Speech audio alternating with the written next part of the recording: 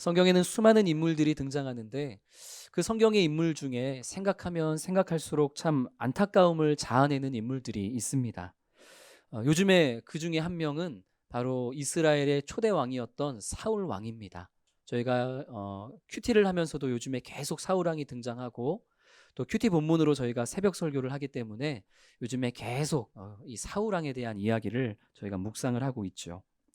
사무엘 선지자를 통해서 왕으로서의 기름 부음을 받고 그리고 미스바에서 제비뽑기를 통해서 공식적인 이스라엘의 초대 왕으로 등극할 때까지만 해도 이 사울은 스스로를 작게 여기는 아주 겸손한 사람이었습니다. 그러나 왕이 된 이후에 이스라엘의 원수였던 암몬과 블레셋 족속 그리고 모압과 아말렉 족속과의 전투에서 계속해서 승리를 거두고 이제 형통한 삶을 살아가면서 점점 그의 마음에 교만이 찾아오기 시작한 것이죠. 마음에 교만이 찾아오니 하나님께 순종하지도 않습니다.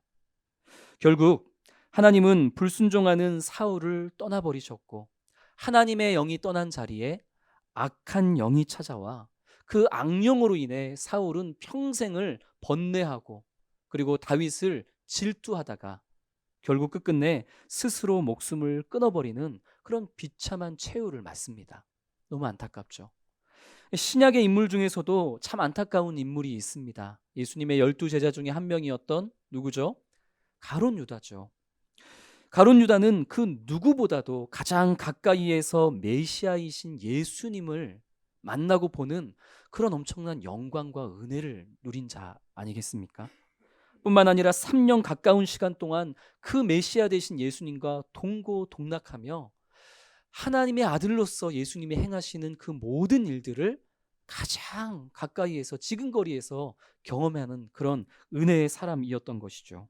그러나 요한복음 13장 2절의 말씀을 보니 그의 마음에도 마귀가 악한 생각을 집어넣습니다. 그래서 결국 예수님을 은 30에 팔아넘기고 또 나중에 그에 대한 죄책감으로 사울왕처럼 스스로 유다도 목숨을 끊어버리는 그런 비참한 결국을 맞이합니다. 사울왕과 그리고 가롯 유다에게 이루어진 일들은 인류 전체를 구속하시려는 하나님의 크고 놀라운 경륜 안에서 다 이루어진 일들이기 때문에 이 유한한 인간의 이성으로 그것을 다 해석하고 이해하기란 분명히 어려운 점이 있습니다. 그럼에도 불구하고 우리는 이런 생각을 하게 되는 것이죠. 그 누구보다도 놀랍고 특별한 은혜를 경험했을 이 사울왕과 가룟 유다가 변질되지 않고 그 믿음을 그 은혜를 끝까지 유지해 나아갔다면 그랬다면 얼마나 좋았을까? 공동체에도 얼마나 좋았을까 하는 그런 안타까운 생각을 하게 됩니다. 사울왕과 가룟 유다 그들이 주님과 함께하는 이 형통한 삶에서 주님을 떠나 사는 악한 길로 들어서게 된 결정적인 원인이 무엇이었을까요? 사울왕의 마음에도 무엇이 역사했죠? 악한 영이 역사했습니다. 그리고 가롯 유다의 마음에도 무엇이 역사했죠? 사단이 이 악한 영이 예수를 팔려는 마음을 집어넣었다고 성경은 우리에게 말씀합니다. 이들의 배후에 바로 사탄의 세력이 있었다라는 이 성경의 말씀에 우리는 집중해야만 하는 것이죠. 호사다마라는 사자성어가 있습니다. 무슨 뜻입니까? 좋은 일에는 방해가 많이 뒤따른다. 방해가 있다. 이 호사다마에서 이 마자가 마귀 마자입니다. 하나님의 나라가 흥왕하고 부흥해가고 또 하나님의 백성들이 정말 믿음 안에서 경건하게 거룩하게 사는 그런 좋은 일들이 일어나면 거기에는 꼭 누구의 방해가 잇따르겠습니까? 사탄은 아주 열심히 있는 존재입니다. 이 하나님의 교회와 하나님의 성도가 복된 길로 나아가는 좋은 일에는 그 배후에서 언제나 이 사단의 이 악한 공격이 이루어진다는 것이죠. 바로 그때가 성도가 가장 형통할 때, 성도가 정말 믿음으로 살아가고자 할 때, 그때가 이 악한 영, 이 사탄의 공격이 가장 심할 때이고, 그래서 그때가 우리가 더욱더 긴장해야 될 때다라는 것을 우리 모든 성도님들은 꼭 기억하는 그런 성도님 되시기를 바랍니다. 성령 충만함으로 인해 어디에서든지 누구에게든지 힘있게 예수 그리스도를 선포했던 사도들, 우리 지난주까지 말씀을 함께 나누었죠. 이 성령 충만한 사도들로 인해서 하루에도 3,000명, 5,000명 되는 수많은 백성들이 회개하며 주님 앞으로 돌아왔습니다. 그들은 예수 안에서 사랑으로 하나가 되어서 각자 자기의 것을 나누면서 그렇게 아름다운 교회 공동체를 세워 나아갔습니다. 이러한 교회의 부흥에 사단이 가만히 앉아서 구경만 하고 있을 리가 없죠. 사탄은 성령의 역사를 통해 이루어지는 이 교회의 놀라운 부흥을 막고자 교회 안팎으로, 교회 내부와 외부에서 이제 은밀하게 방해 공작을 펼치기 시작합니다. 그것이 오늘 우리가 함께 나누게 될 사도행전 5장의 내용입니다. 이 사도행전 5장의 내용을 통해서 교회 내 외부의 그 배후에서 역사하는 사단의 공격이 어떠한 것인지, 그리고 그 공격에 대한 우리의 해법은 무엇이 되어야 할지 우리는 말씀을 통해서 나누며 이 시간 하나님의 전신갑주로 더욱더 무장되어지는 그런 은혜의 시간이 되기를 주님의 이름으로 축복합니다. 먼저 이 사탄은 광명한 천사와 같은 모습으로 이 교회와 성도의 내면을 공격해 오기 시작합니다. 우리 설교 노트 첫째에 내부의 공격이라고 한번 기록해 보겠습니다. 광명한 천사처럼 그렇게 우리의 내부를 공격해 오죠. 이에 대한 우리의 해법은 하나님을 두려워하는 것이어야 합니다. 오늘 본문에는 우리가 너무나 잘 아는 충격적인 사건이 하나 등장하죠. 오늘 본문을 자칫 잘못 해석하면 헌금 한번 교회에 잘못했다가, 헌금 한번 삥땅 쳤다가 목숨이 날아가는 사건, 이 정도로 오늘 본문을 잘못 해석할 수가 있습니다. 감사한 일이 있어서 야, 내가 헌금을 이렇게 해야 되겠다 마음 먹었다가 정작 헌금할 때가 되자 그건 좀 많은 것 같은데, 이런 생각에 헌금을 좀 적게 했더니 죽었더라. 만약에 이런 메시지를 담고 있는 거라면 죄송스럽지만 지금 이 자리에 저를 포함해서 살아계실 분은 그리 많지는 않으리라 생각이 됩니다. 저는 어렸을 적에 아주 보수적인 교회에서 자랐습니다. 그때 주일학교 때 우리 선생님께서 저를 포함해서 우리 아이들에게 특별히 지옥 가는 방법에 대해서 설명을 해주신 적이 있습니다. 보통은 천국 가는 방법에 대해서 말씀을 해주시는데 우리 선생님은 지옥 가는 방법, 어떻게 하면 지옥 가죠? 예수 믿지 않으면 지옥 가는 거죠. 예수 믿으면 영생을 얻고, 믿지 않으면 지옥 가고. 그런데 우리 선생님은 조금 다른 포인트에서 아이들을 교육하고 싶으셨던 것 같아요.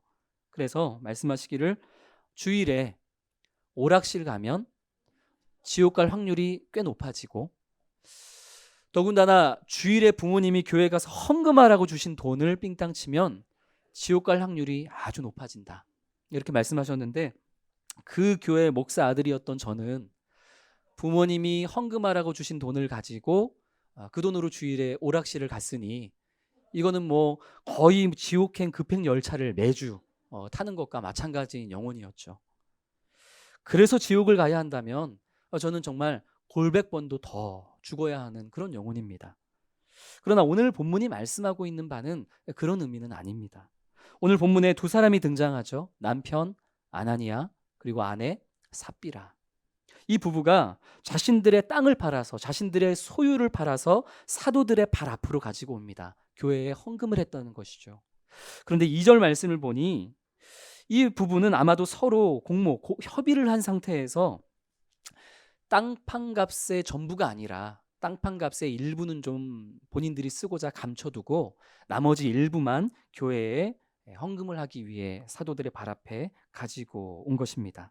그런데 바로 이 일로 인해서 3시간 간격으로 남편과 아내가 죽음을 맞게 되는 것이죠. 뭐가 문제였을까요? 땅을 판 값의 전부를 헌금했어야만 하는데 그 중에 일부만 가져왔기 때문에, 그 돈의 액수에 문제가 있었기 때문에 이들이 죽음을 당하고 만 것일까요? 그렇진 않습니다. 2절과 3절 말씀을 보면 지금 누가는 이 2절과 3절에서 그 부부가 땅값 얼마를 감추었다라고 할 때에 이 감추다라는 헬라어 동사를 노스피조라는 단어로 사용하고 있습니다.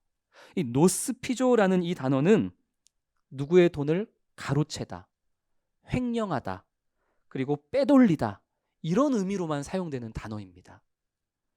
이 단어는 이 사도행전 5장 오늘 본문 외에는 디도서 2장 10절에서만 딱 한 번 더 사용이 되는데, 거기에서는 훔치다, 도둑질하다, 이런 의미로 이 노스피조라는 단어가 사용이 되었습니다. 그러니까 지금 이 부분은 감추었다라는 게 지금 하나님의 것을 횡령하고 빼돌리고 도둑질했다라고, 그것이 문제였다라고 누가는 이야기하고 있는 것이죠.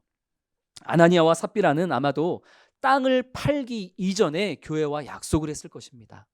우리가 땅을 판 그 모든 값은 다 하나님의 것으로 남김없이 교회에 헌금하겠노라 약속을 미리 해둔 상태였지만, 정작 그 땅 판 값의 전부를 다 헌금하자니 너무나 아까운 마음이 들어서 둘이서 공모를 해서 아무도 모를 테니 그냥 일부는 좀 숨겨두고 나머지만 전부인 것처럼 그렇게 우리가 헌금을 하자, 그렇게 생각을 하고 지금 교회 앞에 가지고 나온 것이죠.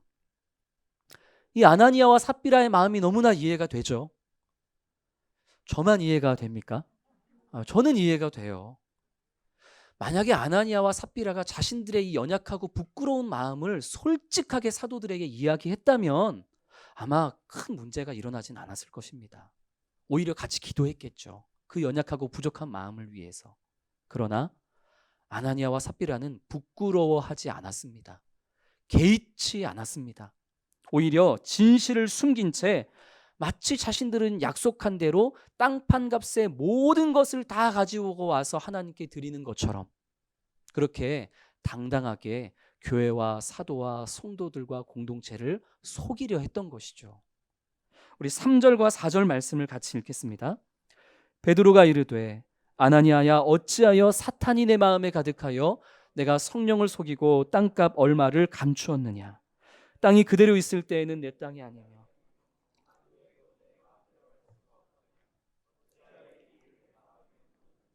사람에게 거짓말을 한 것이 아니요 하나님께로다. 성령이 충만했던 베드로는 그들의 거짓을 단번에 알아차렸습니다. 그리고 그들의 문제가 땅판 값의 전부를 가져왔냐 일부를 가져왔냐 이 돈의 액수의 문제가 있는 것이 아니라 바로 그들의 그릇된 마음과 그로 인한 속이는 행위의 문제가 있다는 사실을 정확하게 지적을 하는 것이죠. 베드로는 말합니다. 땅을 팔고 안 팔고는 당신의 마음이었고, 또 땅판 값의 얼마를 누구에게 어떻게 줄 것인가도 당신의 마음이었습니다. 당신의 마음에 달렸고 당신의 마음이 가장 중요했더라고. 이 3절과 4절에 마음이라는 단어를 3번이나 반복하면서 마음이 중요한 핵심이다 라고 베드로가 이야기하고 있죠. 그런데 그 중요한 아나니아의 마음이 지금 어떤 상태라고 베드로가 이야기하죠? 3절에 그 마음이 무엇으로 가득하다? 그 마음이 사탄으로 가득한 상태다라고 베드로는 꿰뚫어 보고 있습니다. 마음이 사탄으로 가득하다. 여기에서 이 가득하다는 단어는 사도행전 2장 오순절 성령 강림 사건 때 성령이 온 집에 가득하다 할 때 그 단어하고 똑같은 단어입니다. 성령이 가득하다. 이 단어와 사탄이 마음에 가득하다. 같은 단어라는 거죠. 그리고 우리가 흔히 얘기하는 성령이 충만하다. 이 충만하다도 사탄이 그 마음에 가득할 때 할 때 이 가득하고 같은 단어입니다. 온 교회와 성도가 성령의 충만함으로 부흥을 경험하면서 건강하게 세워져 가고 있는 바로 이때에 사탄은 아주 교묘하게도 사탄으로 가득 찬 마음을 마치 성령으로 가득 찬 마음인 것처럼 위장해서 그렇게 내부로부터 교회와 성도를 무너뜨리는 그 공격을 이제 시작했다라는 것이죠.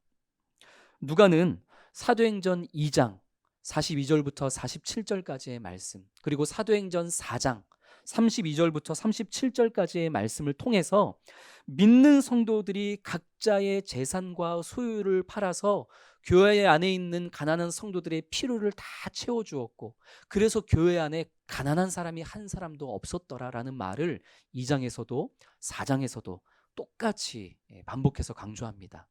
그것이 바로 성령 충만함을 받은 사람들, 성령 충만함을 받은 공동체의 모습이다라는 것을 누가는 지금 강조하고 있는 것이죠. 아나니아와 삽비라의 부부의 외적으로 보여지는 모습 또한 이처럼 가난한 이웃을 위해서 자신의 재산과 소유를 팔아서 나눠주었던 성령 충만한 성도들의 모습과 같았습니다. 외적으로는 성령 충만인지 사탄 충만인지 알 수 있었다 없었다? 없었다는 것이죠. 아마도 이 당시에 자기의 땅을 팔아서 사도들의 발 앞에 가지고 오는 아나니아와 삽비라의 모습을 보면서 주변에 있던 성도들은 감동했을 것입니다.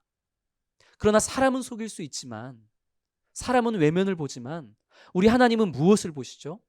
중심을 보십니다. 하나님은 그의 마음을 꿰뚫어 보십니다.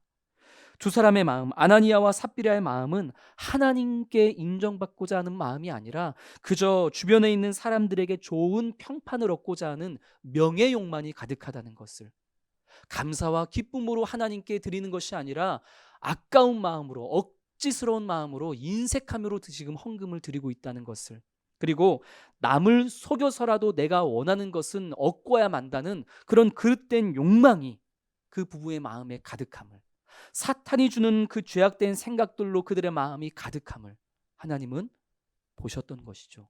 그리고 성령께서 베드로를 통해서도 그것을 보게 하신 것입니다. 아나니아와 삽비라가 가지고 있었던 것은 마음의 문제이기도 했지만, 두 번째로 그들이 속이려 한 것이 단순히 사람이 아니라 바로 성령, 하나님이었다는 데 문제가 있었습니다. 우리 9절 말씀도 같이 읽겠습니다. 베드로가 이르되 너희가 어찌 함께 꾀하여 주의 영을 시험하려 하느냐. 보라, 내 남편을 장사하고 오는 사람들의 발이 문 앞에 이르렀으니 또 너를 메어 내가리라 하니. 베드로는 너희가 성령을 속인 것이다, 너희가 사람에게 거짓말한 것이 아니라 하나님께 거짓말한 것이다 이야기할 뿐만 아니라 그 아내 삽비라에게는 너희가 주의 영을 시험한 것이다 이렇게 이야기를 하죠.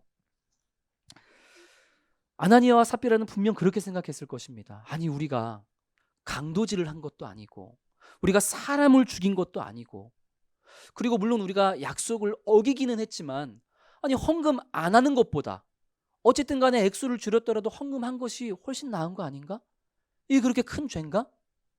이렇게 생각하지 않았겠습니까? 아나니아와 삽비라는 하나님의 공의로우심의 기준을 이 추악한 인간의 기준으로 끌어내린 것이죠. 우리 인간 사회에서 이 정도는 그냥 넘어가는 건데 하나님도 그 정도는 그냥 넘어가 주셔야지. 하나님을 가벼이 여기고 우습게 여기고 있는 것입니다. 그들은 분명 하나님이 눈 감아 주시겠지, 아마 이런 정도의 일을 가지고 울며불며 회개하지 않아도 우리 하나님은 원래 오래 참으시는 하나님이니까, 우리 하나님 사랑의 하나님이니까 괜찮겠지, 이러한 마음으로 오래 참아주시는 하나님의 신실하심과 하나님의 선하심을 악한 의도로서 언제까지 참으시나? 이렇게 슬슬 하나님의 마음을 긁으며 하나님을 시험하고 곧 하나님을 속이려 한 것입니다. 결국 그런 식으로 사단에게 조금씩 마음을 내어주고 사단이 주는 악한 생각으로 마음을 가득 채우게 되었던 이 아나니아와 삽비라는 결국 성령을 시험하는 자가 되고 하나님을 속이려 하는 자가 되어 결국 한날에 죽임을 당하는 무서운 심판을 당하게 된 것입니다. 이것은 아나니아와 삽비라 이 한 부부의 일탈이 아니라 부흥되어져 가는 하나님의 교회를 저지하려는 사탄의 역사이기에 하나님 편에서는 분명하게 이 일에 대한 경고를 교회에 하셔야만 했던 것이죠.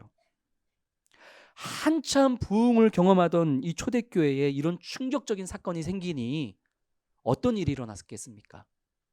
야, 저 교회는 진짜 못 갈 곳이다. 야, 저 공동체는 진짜 무서운 곳이다. 갔더니 그냥 죽어 나오네. 이런 마음으로 믿는 성도들이 낙엽처럼 후두둑 후두둑 떨어져 나갔을까요? 그럴 것 같은데 오히려 교회는 더 내부적으로 단단하게 세워져 가고 외적으로도 교회는 더욱더 구별된 공동체가 되어서 이제는 내실까지 다지는 그런 부흥을 경험하게 됩니다. 우리 11절 말씀을 같이 읽겠습니다. 온 교회와 이 일을 듣는 사람들이 다 크게 두려워하니라. 사도행전에서 교회라는 단어, 교회라는 표현이 여기에 처음 등장합니다. 온 교회와 그리고 아나니아와 삽비라와 관련된 이 일을 듣는 사람들, 이 성도들이 어떻게 반응을 보였다고요? 다 크게 두려워하였더라. 11절에도 그렇게 기록되어 있지만 앞서 5절에서도 똑같이 기록되어 있습니다. 아나니아와 삽비라의 이 일을 들은 사람들이 다 크게 두려워하더라. 누구를 두려워했다는 것일까요? 하나님을 두려워하게 되었다는 것이죠. 하나님께서 아나니아와 삽비라의 이 충격적인 사건을 통해서 온 교회와 성도들에게 주시고자 했던 메시지와 교훈이 바로 이것입니다.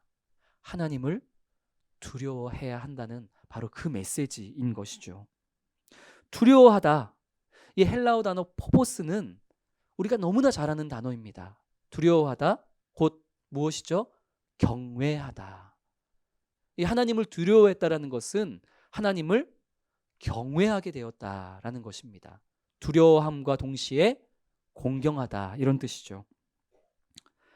성도의 삶이 술술 잘 풀리고 아무런 문제가 없이 형통하게 모든 일이 그렇게 잘 이루어지다 보면 자칫 하나님에 대한 경외심을, 하나님에 대한 두려움을 우리가 잃어버리게 될 때가 왕왕 있습니다.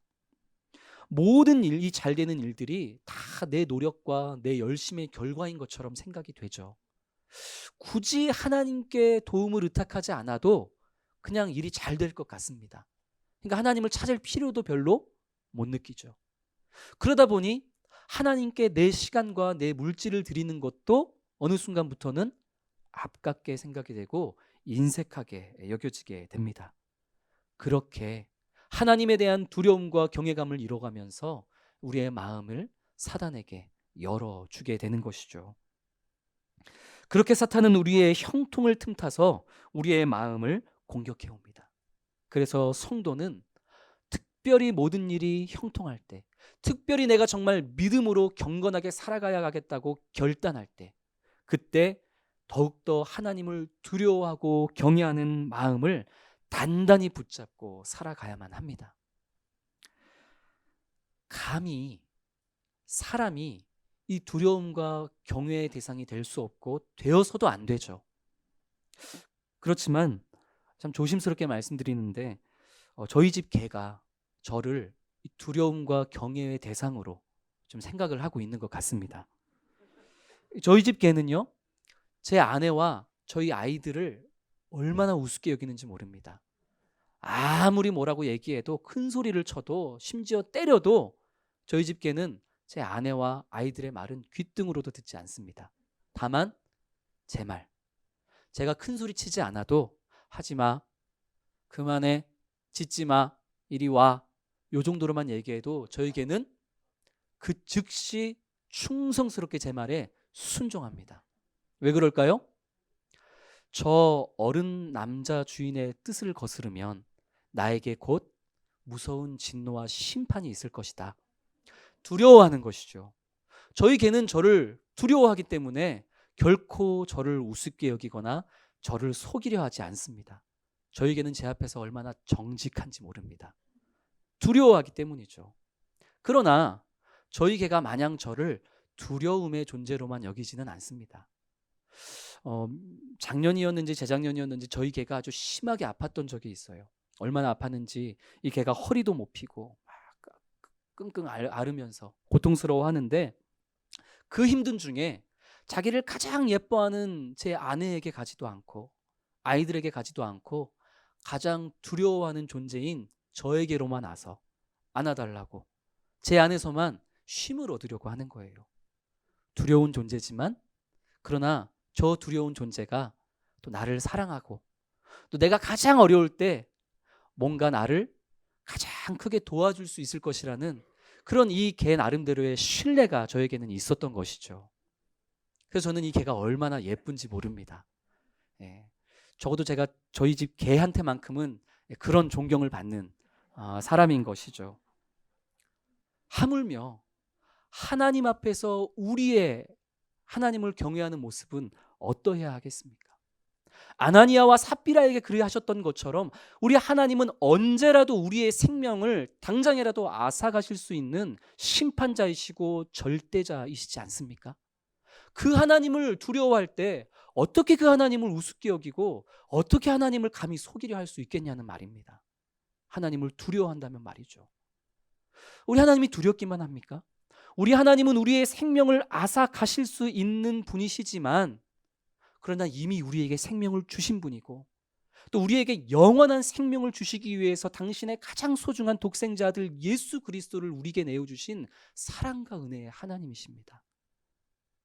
우리가 아프고 우리가 외롭고 우리가 힘들 때 그 누구보다도 우리를 위로해 주시고 우리를 회복해 하실 바로 그 하나님을 어찌 가벼이 여기고 어찌 그분을 의지하지 않을 수 있냐는 말입니다. 우리 하나님은 보이지 않지만 그 하나님이 마치 보이는 것처럼 하나님을 두려워하고 하나님을 경외하며 살아가는 것, 이것이 진정한 경건의 삶인 줄로 믿습니다.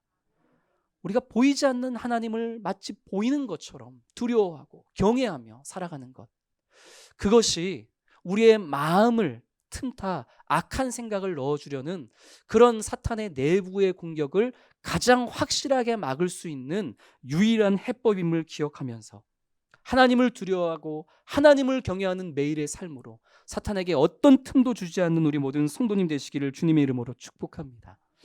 우리 12절과 13절 말씀 같이 읽겠습니다. 사도들의 손을 통하여 민간의 표적과 기사가 많이 일어나매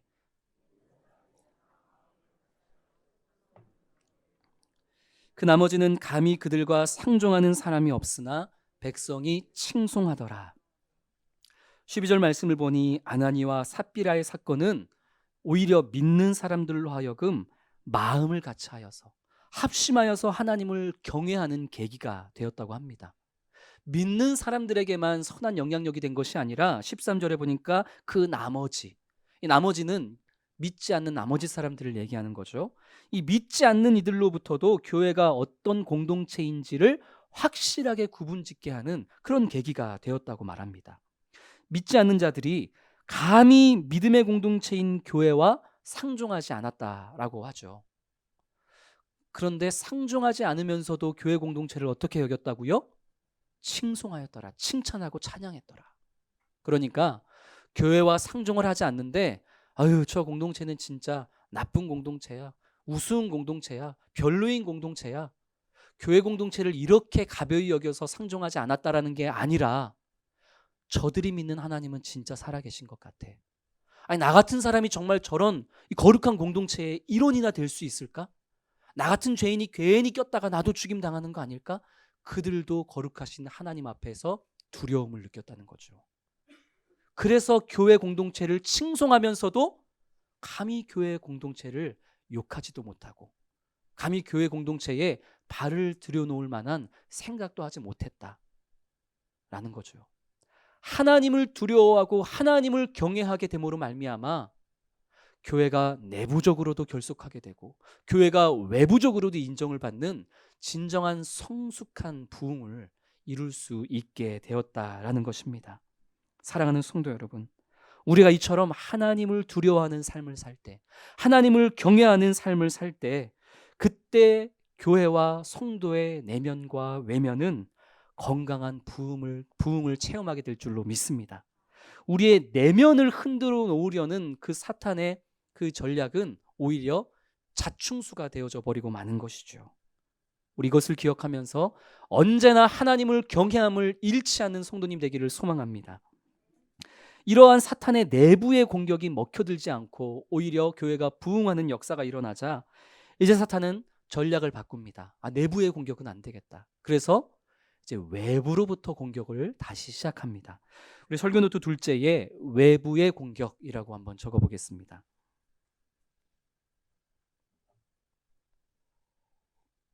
사탄이 주는 외부의 공격은 누구의 힘, 누구의 권세에 순종하는가, 이것으로 우리가 해법을 삼을 수 있습니다. 하나님의 권세에 순종하는 그 마음의 중심을 잃지 않을 때 이 외부의 공격을 우리가 또 효과적으로 막아낼 수 있는 것이죠. 17절 말씀을 보면 사단이 이번에는 이스라엘 종교 지도자들의 마음에, 대제사장과 사두개인들의 마음에 시기심을 가득 채워놓기 시작합니다. 아나니아의 마음에 악한 생각을 가득 심어놓으면서 사탄 충만하게 했던 이 사탄이 이제 종교 지도자들의 배후에서 그들의 마음에 시기심과 같은 악한 생각을 심어놓으면서 또 사탄 충만하게 했더라 하는 것이죠. 지난번에는 베드로와 요한 이 두 사도만 잡아 넣었는데 이번에는 더 많은 사도들을 잡아서 옥에 가둡니다. 29절에 보면 베드로와 사도들이라고 하죠. 베드로와 2명 이상의 사도들, 3명 이상의 사도들이 이번에는 이 종교 지도자들에 의해서 감옥에 잡혀갔다는 것입니다. 이들이 사내들인 공회 앞에 또다시 사도들을 잡아 세웠던 공식적인 죄명은 28절입니다. 우리 28절 같이 읽겠습니다. 이르되 우리가 이 이름으로 사람을 가르치지 말라고 언금하였으되 너희가 너희 가르침을 예루살렘에 가득하게 하니 이 사람의 피를 우리에게로 돌리고자 함이로다. 아멘. 분명 지난 공의회 때 베드로와 요한에게 예수의 이름을 말하지도 말고 예수의 이름을 가르치지도 말라라고 엄히 경고했음에도 불구하고 이 사도들이 여전히 자신들의 가르침, 이 복음의 말씀으로 예루살렘을 어떻게 했다고요? 가득하게 했다는 것이죠. 지금 반복하는 단어가 뭐죠? 네, 가득하다. 아무도 얘기 안 하시면은 처음부터 다시 설교를 시작해야 되나 생각했을 텐데 가득이라는 말이 또 반복이 됩니다. 가득이라는 말. 이 사탄이 악한 생각으로 아나니아와 삽비라의 마음을 가득하게 작업하고 있을 때, 이 사탄이 종교 지도자들의 마음에 시기심을 비롯한 악한 생각으로 그들의 마음을 가득하게 하고 있을 때, 동시에 사도들은 하나님의 말씀으로 온 예루살렘을 가득하게 하고 있었다라고 지금 이야기하고 있는 것이죠. 사탄 충만과 성령 충만, 사탄 충만과 말씀 충만의 이 전쟁이 예루살렘 안에 이루어지고 있었다라는 것입니다.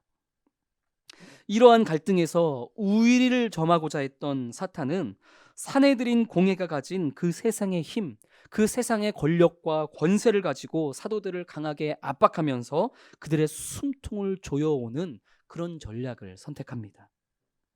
이 사내들인 공의에 이 세상이 가지고 있는 그 힘에 눌려서 결국 사도들이 옥에 갇혀 있었던 그때 놀라운 일이 일어나죠. 19절부터 21절 우리 상반절까지 말씀 같이 읽겠습니다. 주의 사자가 밤에 옥문을 열고 끌어내어 이르되 가서 성전에 서서 이 생명의 말씀을 다 백성에게 말하라 하매 그들이 듣고 새벽에 성전에 들어가서 가르치더니. 아멘. 주의 사자가, 새 번역 성경을 보면 주의 천사가 이렇게 번역이 됩니다. 주의 사자가 이 세상의 힘에 눌려서 옥에 갇혀있던 사도들을 찾아와서 그 옥문을 열어주며 사도들을 풀어줍니다. 그리고서 한 가지를 명령하죠. 3가지 동사로 되어 있는 이 명령, 뭐라고 명령합니까? 20절에 가서, 그리고 성전에 서서 무엇하라? 생명의 말씀을 다 남김없이 백성에게 말하라, 선포하라, 가르치라. 그럼 따라해 볼까요? 가라, 서라, 말하라. 주의 사자가 명령합니다. 누구의 권위와 권세로 이것을 명령하는 걸까요? 주의 사자니까 그 주인 대신 주 하나님의 권세에 힘입어서 가라, 서라, 말하라, 이것을 사도들에게 명령하고 있습니다. 이것은 아주 중요한 의미를 가지고 있습니다. 사탄은 세상의 힘, 세상의 권세와 사내들인 공의가 가진 그 권력을 가지고 너희들에게 예수를 말하지 말라고 명령할 테지만, 그러나 너희는 그 세상이 가진 사내들인 공의가 가진 그 세력, 그 권세, 그보다 비견할 수 없는 놀라운 만유의 주요 권세를 가지신 그분의 명령에 순종해야만 된다라는 것을, 누구의 권세를 따르는 것이 과연 옳은 것인지를 이 천사를 보내서 말씀해 주고 계신 것이죠. 결국 천사를 통해 옥에서 나온 사도들은 바로 하나님의 권세에 힘입어 하나님의 명령에 따라 성전에 가서, 성전에 서서 하나님의 말씀을, 예수 그리스도의 복음을 힘있게 전하고 가르칩니다. 결국 다시 또 사내들인 공회에 잡혀오죠. 사내들인 앞에 다시 서게 된 베드로와 사도들이 힘있게 선포합니다. 우리 29절 말씀 같이 읽겠습니다. 베드로와 사도들이 대답하여 이르되 사람보다 하나님께 순종하는 것이 마땅하니라. 주의 천사가 얘기한 것을 정확하게 캐치하고 순종하고 있는 것이죠. 당신들이 가지고 있는 그 힘과 권세와 권력으로 아무리 우리를 압박한다 할지라도 우리는 만유의 주제이신 하나님의 권세와 그 말씀에 더 순종할 수밖에 없다. 더 복종할 수밖에 없다. 세번역 성경은 이 순종을 복종이라는 단어로 또 번역을 합니다. 우리는 주의 종이라는 것이죠. 세상의 종이 아니라는 것이죠. 이에 경노한 공회원들은 이제 이 사도들을 죽여야만 되겠다 생각을 합니다.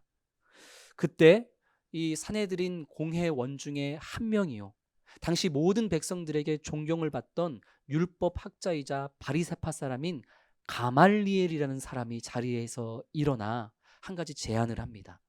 이 가말리엘 어서 많이 들어보셨죠? 사도 바울의 스승이기도 합니다. 이 가말리엘이 일어서서 말하기를, 여러분, 이전에 드다라는 사람이 있었는데 그 드다라는 사람이 스스로를 높이면서 많은 사람들을 꿰어 400명의 사람이나 그 드다를 따르지 않았겠습니까? 그러나 드다가 죽어버리고 마니까 그를 따르는 400명의 사람들도 다 먼지처럼 흩어져 버리고 말았음을 우리가 분명히 본 바 있습니다. 또 갈릴리의 유다라는 사람도 일어나가지고 많은 사람들의 마음을 미혹해서 많은 사람이 그를 따랐는데 그 갈릴리 유다도 망해버리니까 그를 따르는 자들도 역시 마찬가지로 흩어져 버리지 않았습니까? 지금 여기 잡혀온 이 사람들의 계획과 이 사람들이 하는 일들도 사람에게서 시작된 것이면 자연스럽게 흩어져 버리게 될 일이고, 만약에 정말로 그들의 주장처럼 하나님의 권세로부터 지금 이들이 계획하고 행동하는 것이라면 그것은 막을 수도 없고 막아서도 안 되고 그리고 무너지지도 않을 일이니 그냥 이들을 간섭하지 말고 내버려 둡시다. 이렇게 가말리엘이 일어서서 공회원들에게 제안을 합니다. 만약에 이들이 행하는 일이 정말 하나님의 권세와 능력으로부터 시작된 일이라면 고작 사내들인이 가지고 있는 이 작디 작은 권세로 만유의 주이신 하나님의 권세에 대드는 꼴이 되는 것이기 때문에 조심하자라고 지금 합리적으로 이야기를 하고 있는 것이죠. 그런데 성도 여러분, 지금 이 가말리엘의 논리대로라면 사도들을 통해서 이미 이루어지고 있는 이 수많은 일들은 이미 하나님의 권세로부터 시작된 일이라는 것을 분명하게 증명이 되는 것입니다. 이 사내들인 공의원의 사람들은 이 교회 공동체의 두목을 누구로 알고 있죠? 예수로 알고 있죠. 이 교회 공동체의 두목은 예수인데 그 두목 예수가 어떻게 됐죠? 성도들은 죽으셨지만 부활했다고 믿지만, 그러나 이 사내들인 공의원, 이 믿지 않는 사람들은 이 교회 공동체의 두목인 예수가 십자가에서 죽었다고 믿습니다. 그럼 두목이 죽었으니까 드다처럼 갈릴리 유다처럼 그 두목을 따르던 그 이름 아래 모였던 사람들은 흩어져야 그게 사람의 일인 것이죠. 그런데 두목 예수가 죽었음에도 불구하고 흩어지기는커녕 그 이름 안에 모인 사람들은 지금 어떻게 되고 있죠? 하루에 3,000명, 5,000명 더 많이 모이고 더 큰 부흥을 이루고 있는 것을 지금 이들이 두 눈으로 목격하고 있는 것 아니겠습니까?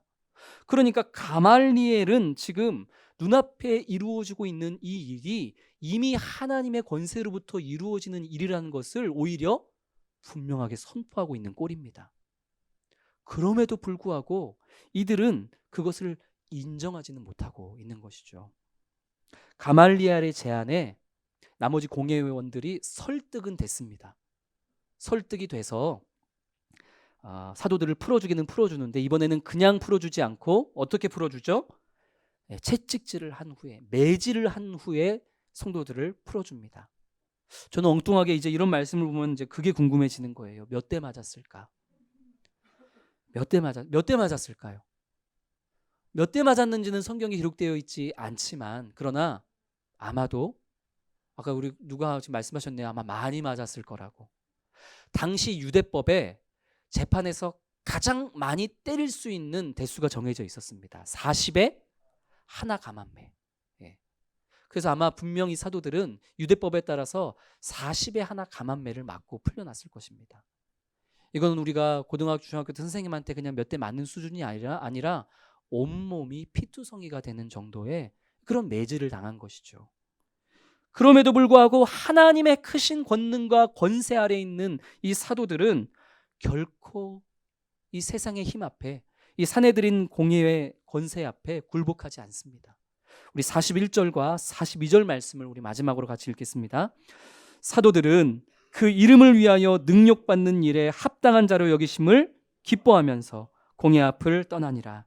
그들이 날마다 성전에 있든지 집에 있든지 예수는 그리스도라고 가르치기와 전도하기를 그치지 아니하노라. 아멘. 사랑하는 성도 여러분, 교회가 성령의 충만함으로 부흥을 맞이할 때, 또 성도가 정말로 말씀으로 거룩과 경건으로 살아가야겠노라고 스스로 하나님 앞에 결단할 때, 사탄은 그때 가만히 있지 않습니다. 사탄은 성도의 마음을 악한 생각으로 하나하나 채워 넣으며 우리의 마음이 성령 충만이 아니라 사탄 충만이 되기까지 쉬지 않는다는 것이죠. 하나님보다 내가, 하나님보다 내 자식이, 하나님보다 부모님이, 하나님보다 물질이 더 중요하고 더 우선되게끔 생각을 집어넣습니다. 그리고 어떤 죄를 저질렀을 때도 아이고 이 정도는 괜찮아, 이게 무슨 큰 죄라고 그냥 넘어가겠지, 그런 마음으로 하나님을 시험하게 합니다. 그리고 교회 안에서 마치 성령 충만한 것과 같은 모습으로 봉사하고 섬김을 하되 그 목적은 결국 자기가 높아지는 거에 있으면서 마치 하나님의 영광을 위해서 성령 충만하여 봉사하고 섬기는 듯이 그렇게 스스로를 속이고 성도들을 속이고 하나님과 성령을 속이는 그런 모습으로 우리의 마음을 유혹하고 미혹합니다.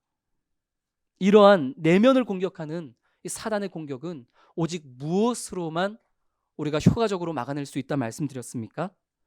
매 순간 하나님을 두려워하는 마음으로 하나님 앞을 살아가고, 정말 우리를 도우시는 분은 세상의 힘과 권능이 아니라 오직 하나님 한 분밖에 없음을 그 경외하는 심령으로 주님 앞을 살아갈 때에만 우리는 사단에게 어떠한 틈도 내어주지 않을 수 있다 말씀드렸습니다.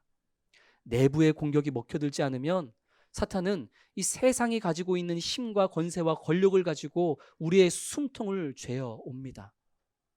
이 하나님의 말씀에 순종하는 것과 세상의 그 권위와 권력과 힘을 충돌시키는 거죠. 하나님의 말씀에 순종하면, 하나님의 권세에 순종하면 자연스레 세상의 권력과 권위에는 불순종할 수밖에 없습니다. 그리 되면 우리에게는 분명 어려움이 닥쳐오죠. 그러나 하나님의 말씀에 순종함으로 우리에게 닥치는 어려움은 하나님께서 주의 사자를 보내시는 신비한 역사로 건져내시든, 혹은 생각지도 못했던 가말리엘을 통해서 사도들을 그 위협에서 건져내시든, 하나님께서 어떠한 방법을 통해서라도 당신의 말씀에 순종하는 당신의 백성들을 도우시고 건져내실 줄로 믿습니다. 그 믿음으로 우리는 어려움이 있더라도 세상의 힘에 굴복하지 않고 하나님의 권세에 순종하는 것이죠. 이렇게 외부의 공격도 효과적으로 이겨내는 성도님 되시기를 소망합니다. 성도님들의 마음은 무엇으로 가득 차 있습니까?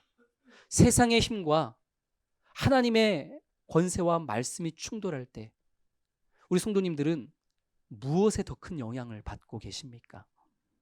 바라기는 이 한 주도 내 마음을 성령으로 가득하게 채우고 주님의 말씀으로 우리 가정과 우리 주변을 가득하게 채우고 또 하나님께서 그 능력의 권세로 말씀하신 것, 가라, 서라, 말하라, 이 말씀에 우리가 믿음으로 순종하고 반응함으로 복음에 합당한 자답게 소명의 자리를 살아내는 그런 우리 모든 성도님 되시기를 주님의 이름으로 축복합니다. 주신 말씀을 우리 마음에 새기며 함께 기도하기를 원합니다. 주님, 주님의 사람으로 살아가고자 거룩과 경건의 삶을 늘 결단하고 다짐하는 우리들이지만 그때마다 안팎으로 찾아오는 사탄의 유혹에 흔들리고 넘어질 때가 너무나 많은 우리들입니다.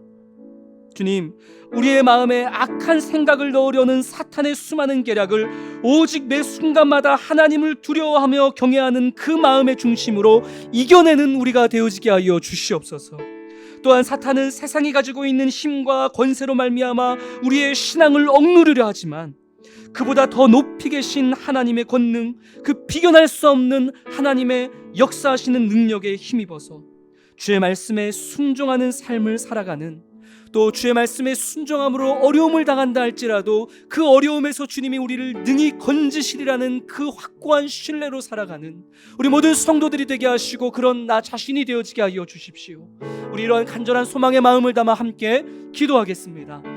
거룩하신 아버지 하나님, 오늘 사도행전의 5장의 말씀을 통하여서 교회의 부흥에 또 아버지 성도가 정말로 하나님의 말씀으로 거룩과 경건으로 살아가고자 할 때에 이 사탄이 안팎으로 우리를 어떤 방식으로 공격해오고 있는지를 아버지 하나님 우리로 깨닫게 하여 주시고 그 사단의 아버지 주 안팎의 공격 가운데에 우리가 어떠한 모습으로 아버지 나아가야 할지에 대한 말씀의 지혜와 능력 주심을 주님 진심으로 감사드립니다. 아버지 하나님, 주여 우리가 정말 형통할 때에 우리가 아버지 하나님 말씀과 주님의 지혜로 살아가고자 할 때에 아버지 감히 아버지 하나님 주여 교만한 마음이 우리 안에 찾아오지 아니하도록 주님 우리의 생각을 주장하여 주시옵시고 때로는 사단이 악한 생각으로 우리의 내면을 공격해 올 때에도 아버지 하나님 주여 온전히 주님을 두려워하는 마음, 주님을 경외하는 마음 주셔서 아버지 하나님 주여 사단이 결코 우리의 마음을 틈타지 못하도록 아버지 언제나 주님 말씀 앞에서 우리의 마음을 굳건하게 지켜나가는 성도들 되게 하여 주옵소서. 세상이 가지고 있는 힘과 권력과 권세로 사단은 우리를 아버지 주여 죄어오지만 그때에도 우리 사랑하는 성도들 온전히 믿음으로 굳건히 서게 하시고 세상의 권세와 비견할 수 없는 하나님의 권세에 그 아버지 능력을 힘입으며 아버지 하나님 순종의 삶을 살아가는 성도들 되게 하여 주시옵소서. 거룩하신 아버지 하나님, 참으로 경건과 거룩으로 날마다 살아가고자 결단하는 우리들이지만 그때마다 찾아오는 이 사탄의 교묘한 공격에 수도 없이 넘어져 버리고 마는 우리들을 주님 불쌍히 여겨 주시옵소서. 그러나 오늘의 말씀을 우리가 우리 마음에 굳건히 새기게 하여 주시사 매 순간마다 절대자이자 심판자이신 하나님을 두려워하는 마음으로 살아가게 하여 주시옵시고 또 가장 힘들고 외롭고 또 괴로운 그 순간 가운데에서도 우리를 도우시는 분이 오직 하나님밖에 없음을 기억하며 매 순간 주님을 경외하는 심령으로 우리의 마음에 사탄이 결코 틈타지 아니하는 심령으로 살아가는 성도들 되게 하여 주시옵소서. 사단이 세상에 가진 힘과 권세와 권력으로 또 우리의 숨통을 자꾸만 조여오지만 그때에도 세상과 비견할 수 없는 하나님의 크고 놀라운 권세로부터 말씀하신 그 하나님의 말씀에 순종하는 성도들 되게 하여 주시사 어려운 가운데에서도 능히 우리를 건져주시고 더 형통한 길로 인도하실 그 주님의 권능을 의지하며 오직 가라, 서라, 말하라 말씀하신 그 주님의 그 말씀에 따라 순종하며 주신 한 주를 복음에 합당한 자로 살아가는 성도들 되어지게 하여 주시옵소서. 우리 주 예수 그리스도의 은혜와 아버지 하나님의 크고 놀라우신 사랑하심과 성령의 교통감화 역사하심이 주님을 경외함으로 우리의 마음을 지키고 무엇과 비견할 수 없는 주님의 권능과 권세의 말씀에 순종하는 삶을 살 것을 믿음으로 결단하는 우리 모든 부산 사랑의 교회와 성도들 머리 위에 지금으로부터 영원토록 항상 함께 있을지어다. 아멘.